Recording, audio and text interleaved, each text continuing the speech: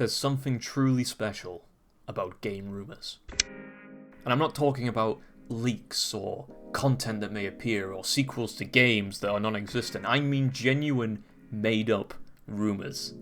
As a kid, back in the late 90s and early 2000s, rumours were something that spread like wildfire across schoolyards. Magazines, fake videos, and forum posts all spanned different narratives with different rumours, which, by the time they made it to school, were warped even more. Our imaginations were captured because we were all playing video games. This essentially let our imaginations run wild. We were seeing things which were so fucking cool we couldn't possibly comprehend it. And regardless of the type of game we were playing, everyone had their own visions, dreams, ideas. Some rumours turned out to be true, while others were complete fakes. I mean, after all, there's been stuff that's been found that's been hidden in source code, left behind by the devs, tucked away so deep that only the most dedicated players could ever find it. I think Pokemon's Missing Note is quite possibly one of the most famous ones. But when I was a kid, we weren't dealing with those kinds of rumours. No. There was this kind of rumour that as soon as one kid said it, other kids repeated it. We'd spend hours, afternoons, all evenings, weekends searching for these types of rumours, trying to see if they were true. And I think that special blend of imagination and fear combined itself to create unforgettable experiences in games whose polygon count was so damn low.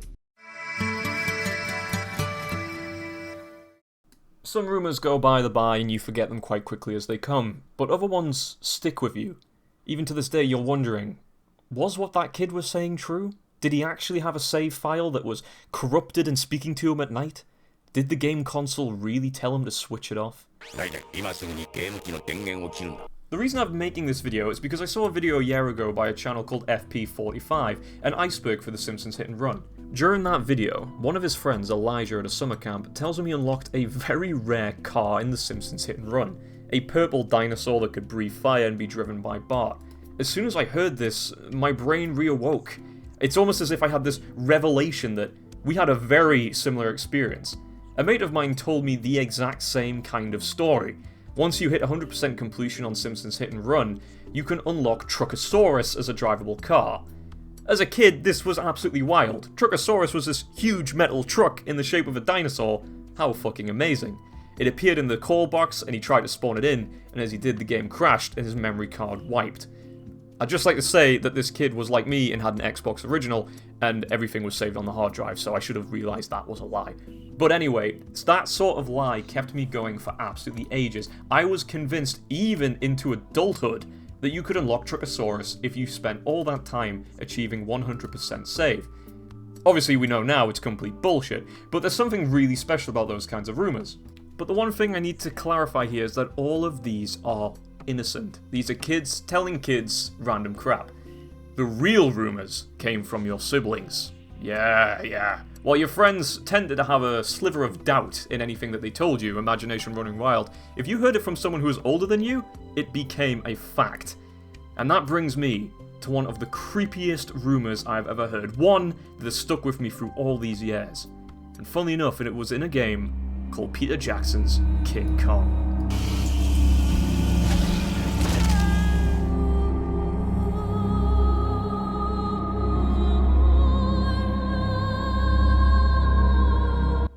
Released in 2005, King Kong was one of those rare movie tie-in games that just didn't suck. See, back in the day, a lot of movie tie-in games had quite a negative reputation, and looking back, especially these days, I've been playing through a couple of them and they're nowhere near as bad as people said they were. I mean, please, for the love of God, play Path of Neo, that game's absolutely fantastic. Regardless though, King Kong took it a step further.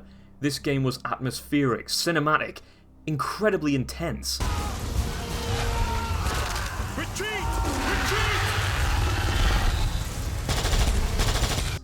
It was almost as if you were living the movie. There was no HUD, you had to be careful of your ammunition, death came quickly, and the atmosphere? Fuck, the atmosphere was absolutely fantastic. You weren't just blasting monsters, you were generally fighting to survive. And of course, who could forget? 2 magazines on backup. 2 magazines on backup. 2 magazines on backup. 1 magazine on backup. I think for many of us, this game was sort of always just there, but it was a King Kong game. You see, parents weren't exactly switched on. They knew GTA was horrifically violent and Resident Evil off the table, but King Kong seemed to be a game that almost every kid I know at least at some point had. King Kong wasn't seen as mature or adult, and the moment you put that disc into the system, you were entering for something truly terrifying. Before you even press start, Peter Jackson's King Kong just sets the tone straight away. That is unsettling. The main menu doesn't have upbeat music or flashy visuals. You're just greeted with the slow, lurching sway of Engelhorn's ship as it's being battered by the wind and rain. The ocean appears calm, but as it smashes against the ship, you see its hostility. Essentially telling everyone, we do not want you here. Everything in this menu is cold. Simply cold, wrapped in a bluish darkness. The only sound you have is water slamming against the hull, the odd drop of rain, and this very low, sorrowful gospel-like chant in the background. It's like a funeral hymn for someone who hasn't even died yet, but will. The only other time you hear this is when you yourself are close to death. The creature designs were genuinely grotesque. The jungle, claustrophobic. One of the enemies deliberately waits until you're aiming down a sniper scope to appear. You were constantly felt like you were being hunted. And when you played as King Kong, you enjoyed the pure carnage in action. The final level of this game will forever be stuck in my brain.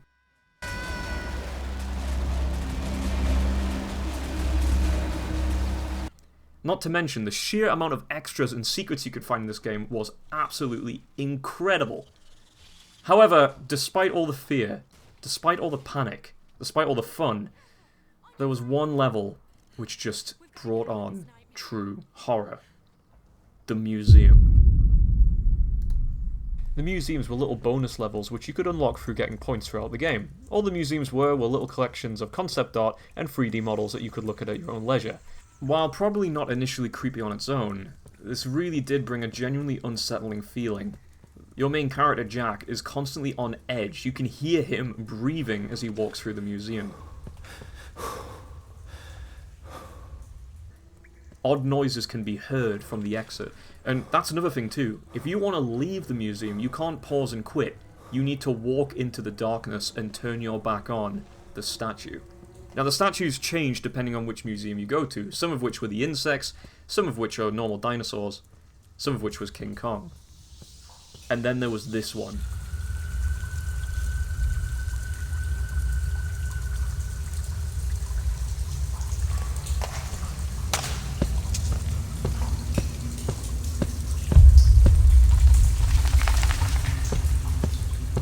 The V-Rex just sort of sits there. The atmosphere gets more oppressive as you stare deeper into its jaws.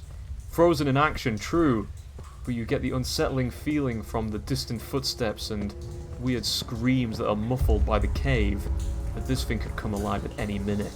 And that's exactly how the rumour started.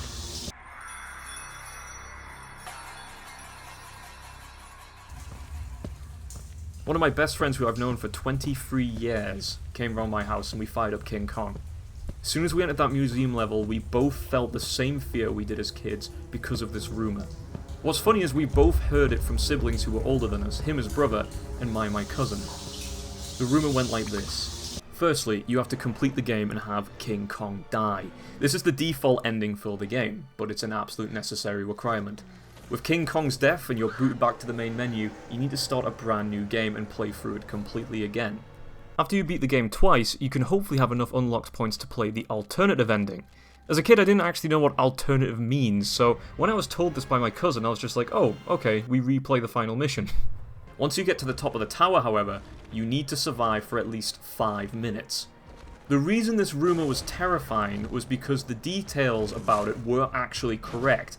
If you survive for 5 minutes as Kong or knock down enough planes, you can then play as Jack in the seaplane. The reason I say this is because when your friends told you rumours, they were usually quite hard to replicate. However, here was one with multiple steps that, oh dear, we're actually seeing coming to fruition.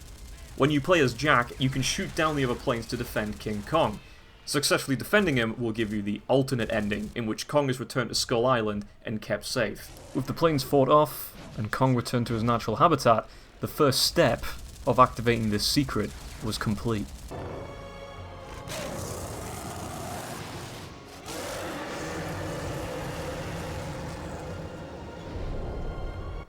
Let me say, I really do like this ending. This was actually quite pleasant to see as a child. I remember actually doing this very early on in the day. I think it was around 6 o'clock in the morning maybe. I snuck downstairs early to do this. And when it actually worked, my heart rate tripled. Here it was, the first step of the Rumour beginning. Once you've saved Kong, you should have unlocked the museum. You need to play through every museum in order. Once you've left, wait on the main menu for 10 minutes. Listen to the music as it creeps into you. You watch the ship battered by the waves. Once you've done all the steps, head into Museum 3 and prepare yourself. Quick note, I think the reason this worked so effectively was because the museums generally are terrifying. The ambient noises, the creepy paintings, the fact you're completely defenseless. Bearing in mind you've just sat on the main menu building tension, you've just been through absolute hell with the campaign, and you've forced yourself to walk into the black void constantly. By now, if you're not on edge, you certainly will be, because Museum 3 had by far one of the most unnerving statues.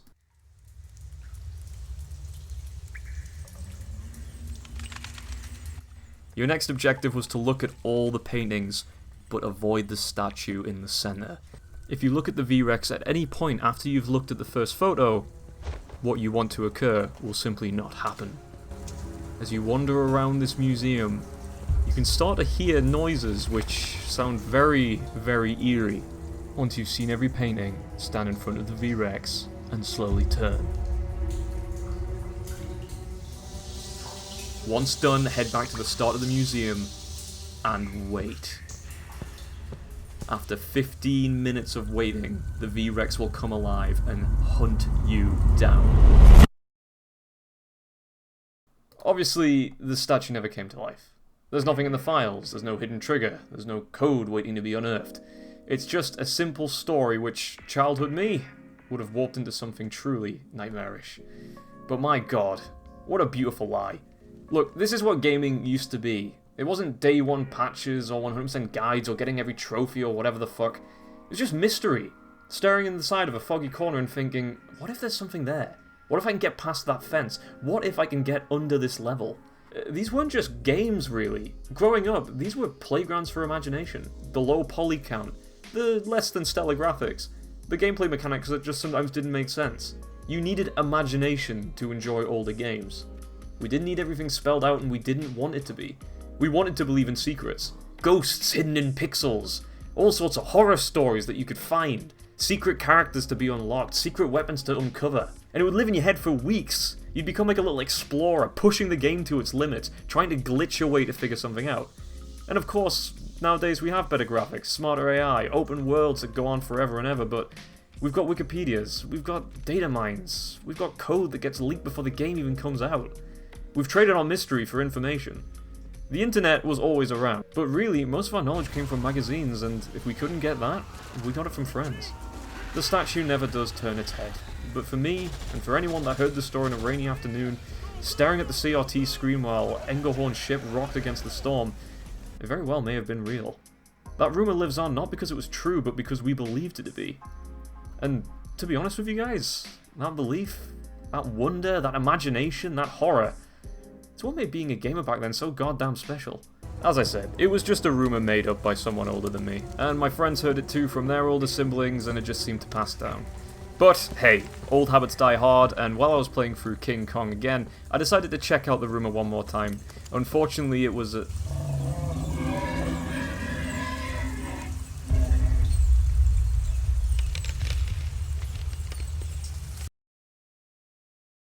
Ladies and gentlemen, thank you so much for watching. This has been JMame. I hope you enjoyed this new style of content, a bit different to my, normal Let's Plays, but I just had to get these memories out here. What about you guys? Did you guys have any similar memories? Did you have any rumours that went around the school? Anything creepy, anything cool? Let me know down in the comments below, and if you enjoyed, let me know. If you didn't enjoy, let me know. Thank you so much for watching, guys. I will see you in the next video, and goodbye.